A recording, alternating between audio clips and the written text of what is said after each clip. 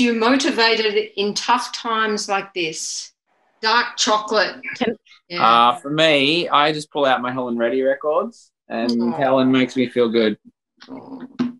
Isn't she a beautiful, awesome Australian woman?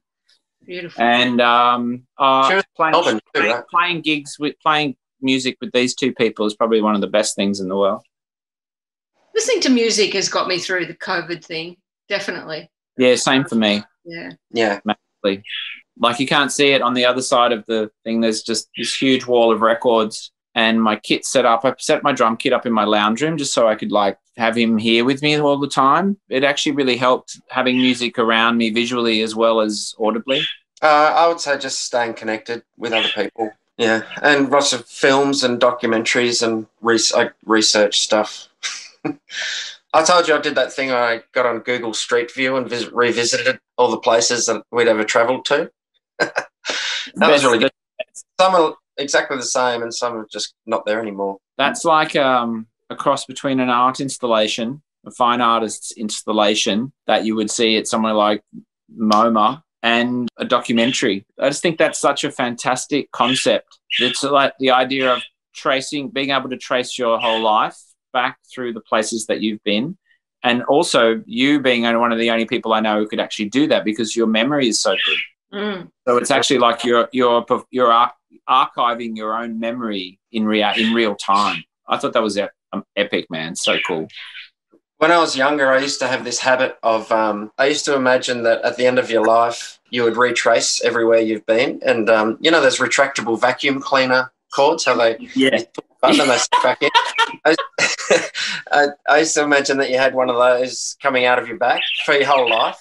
That's and then at the end of your life, you retract. There's be this cord, and you'd retract everywhere you'd been and get to revisit it all. Yeah, that's great. I used to walk upstairs, and there'd be this imaginary cord getting twisted around me, so I'd have to walk up and then turn around, and then walk up again, and then turn back around. Wow.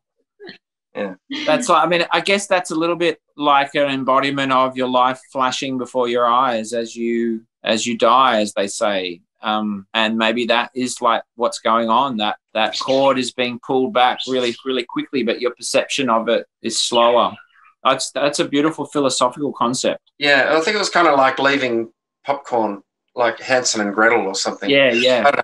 The idea that one day you're going to revisit everywhere you've been. Yeah.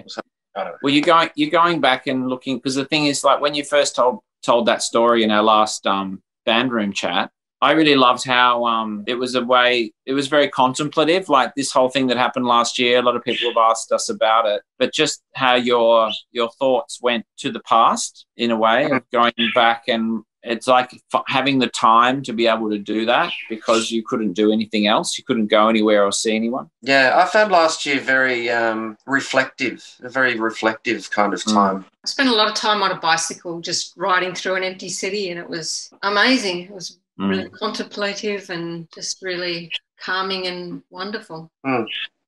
Yeah, I watched the whole 7 seasons of Upstairs Downstairs on YouTube. I'd always wanted to watch it ever since I was a kid, and it's so funny. I was just like, the servants are downstairs and the gentry are upstairs, and what are you doing? Not sure, governor, whatever you want. It's just like, so I went a bit insane there for a bit.